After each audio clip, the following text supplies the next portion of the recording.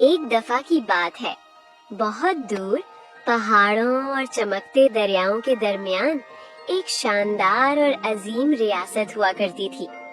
इस रियासत का बादशाह बहुत ही अक्लमंद, इंसाफ पसंद और अपनी आवाम से बेपनाह मोहब्बत करने वाला था।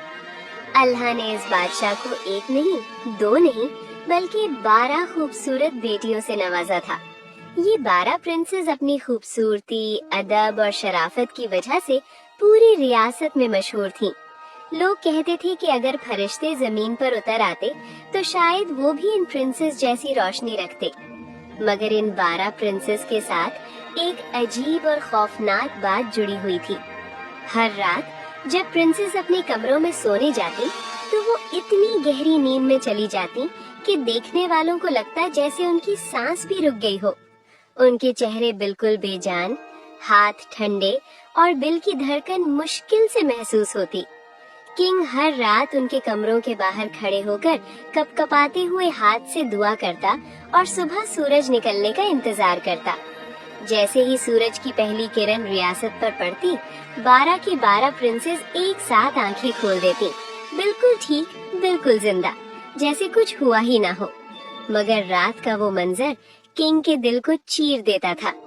और सिर्फ इतना ही नहीं, प्रिंसेस जब सुबह उठती तो उनके चेहरों पर अजीब सी थकान होती, पैरों के जूते घिसे हुए होते, जैसे पूरी रात कहीं डांस करती रही हो। किंग बहुत परेशान था। उसने अपने सब वजीरों, हकीमों और दानिशमंद लोगों को महल में बुलाया और कहा, मैं अपनी बेटियों को इस हाल में और नहीं देख सकता। बताओ, आखिर रात को ऐसा क्या होता है जो मेरी 12 प्रिंसेस को मौत जैसी नींद में ले जाता है। सब खामोश हो गए। तभी एक बहुत बुजुर्ग और समझदार वजीर ने कहा, महाराज, ये मामला इंसानी अक्ल से बाहर लगता है। हमें परिस्तान से किसी समझदार और ताकतवर परी की मदद लेनी चाहिए। किंग ने फौरन हुक्म दिया, जाओ, परिस्तान जाओ, जो भी परी इस राज को समझ सके उसे यहाँ ले आओ। कुछ ही दिनों बाद परिस्तान से एक नूरानी परी रियासत में आई। उसका नाम था फेरी अलमीरा। फेरी अलमीरा बहुत काबिल, समझदार और सच्चाई का जादू रखने वाली परी थी। उसने किंग की पूरी बात सुनी, फिर आंखें बंद की और अपनी जादुई कुव्वत से मालूम करने लगी। महल में एक अजीब सी खामोशी छा गई। कुछ देर बाद फेरी अलमीरा ने आंखें खोलकर कहा, महाराज, आपकी बेटियों पर एक बहुत पुराना और खतरनाक काला जादू हो रहा है। एक बुरी चुड़ैल उन पर अपनी ताकत इस्तेमाल कर रही है। किंग का चेहरा जर्द हो गया। परी ने आगे बताया, हर रात जब प्रिंसेस सोती है वो ख्वाबों की दुनिया में चली जाती है, एक मैजिकल वैली में। वहाँ 12 जादुई लड़के रहते हैं जो रात भर इन प्रिंसेस के साथ डांस करते हैं। किंग ने घबरा कर पूछा, मगर चुड़ैल ये सब क्यों कर रही है? फेरी अलमीरा ने कहा, उस चुड़ैल का मकसद बहुत खौफनाक है।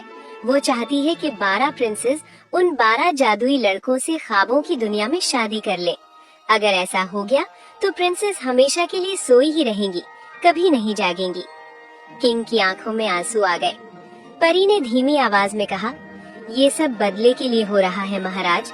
आपने सालों पहले उस चुड़ैल को अपनी रियासत से निकाल दिया था। अब वो आपको अपनी बेटियों की जिंदा लाशें दिखाकर तड़पाना चाहती है। किंग ने लरसते हुए आवाज में कहा, मेरी बेटियों को बचा लो, इसका कोई हल बताओ, मेरी बेटियों को बचा लो। फेरी अलमीरा ने कहा, इस काले जादू का सिर्फ एक ही हल है, चुड़ैल को खत्म करना। किंग ने पूछा, कैसे? फेरी ने गहरी सांस लेकर कहा, मुझे एक बहुत लंबी और खतरनाक जर्नी पर जाना होगा।